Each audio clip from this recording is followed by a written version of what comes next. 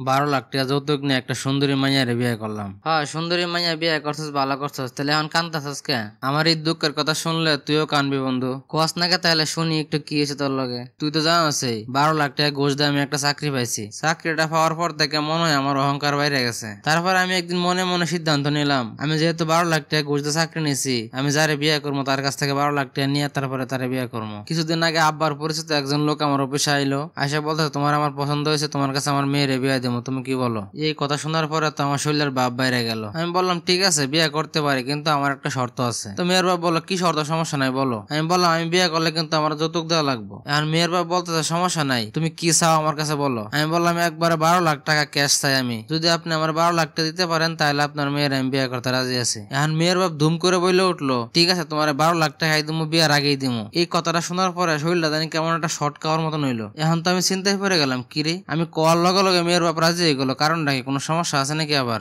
এখন আমি একটু চালাকি করে কইলাম আপনার মেয়েরা তো আমি দেখি নাই, কালকে একটু অফিসে পাঠাই দিন, তার সাথে বসে আধা ঘন্টা কথা বলবো, যদি পছন্দ হয় তাহলে সমস্যা নাই বিয়ে করবো। মেয়েরা বলতেছে আচ্ছা ঠিক আছে কালকে আমি পাঠাই দিব না। যে কথা সেই কাজ, পরের দিন অফিসে এসে হাজির। সেই মেয়ের দেখে তো আমার খুব পছন্দ হয়ে গেল। সেই সুন্দর দেখতে, লাল একটা শাড়ি পরে আছে, মনে হয় যে একদম পরিটা আছে আমার কাছে। আধা ঘন্টা কথা বলার পরে আমার খুবই ভালো লাগছে, পছন্দ হয়েছে। তারপরে তার বিয়ে করে লাইলাম আমি।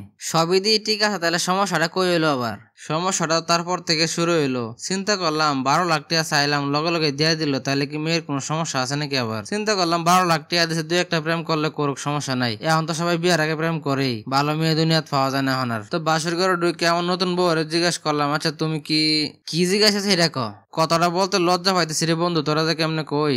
আরে তুই ক দেখি, আমরা ল্যাংটা গালের বন্ধু না, কারো কাছে বলবো না। আমি তারে বললাম তোমার একটা কথা বলতেছে, যদি রাগ না করো। এখনকার যুগের মেয়েরা তো দুই একটা প্রেম করে, তাহলে তুমি বিয়ের আগে কয়টা প্রেম করছিলা? এখন আমার নতুন বউ আমার কইতেছে আরে না আমি প্রেম করি না, প্রেম কি জিনিস আমি চিনি না। এখন আমি তার সাথে একটু টেকনিক কাটায় কইলাম দেখো আমার কাছে একটা মেশিন আছে, যদি এই মেশিনটা তোমার কপালে ধরি তাহলে কিন্তু 22 তুমি কয়জনের লগে প্রেম করছো, কয়জনের লগে মেলামেশা করছো। তাই তোমারে বলি কি তুমি সত্যি কথা বলো, আমি তোমার কিছুই বলবো না, মাইনও করবো না। তো একটু চুপ করে তাহার পরে বলতেছে সাইড দিয়া। আমি বললাম দেখো এটা কিন্তু সত্যি কথা না, তুমি যদি সত্যি কথা না বলো তাহলে কিন্তু তোমার কপালে মেশিন ধরবো, সবকিছু কিন্তু 22 উঠবো। তারপরে কিছুক্ষণ চুপ করে তাহার পরে বলতেছে আচ্ছা ঠিক আছে আমার মিথ্যা কথা বলবো না। ওই যে ঘরের কোনায় যে একটা ফাতিল আছে, এই ফাতিলে যে কটা চাউল পাইবা সেই কটা প্রেম করছি আমি, এর বেশি করি নাই। আমি আবার কি করলাম, ঝট করে উঠলাম, ওইটা ফাতিলের মুখ করলাম, মুখ করলে গিয়ে দেখি ফাতিলের ভিতরে 10টা চাউল পরে রয়েছে, সঙ্গে 80টা টাকাও আছে। আমি তারে বললাম 10টা চাউল মানে 10টা প্রেম করছো ঠিক আছে, কিন্তু চাউলের পাশে যে 80 টাকা এটা আবার কিসের? এখন আমার নতুন বউ মাত্রা নিচ দিকে দিয়ে বলতেছে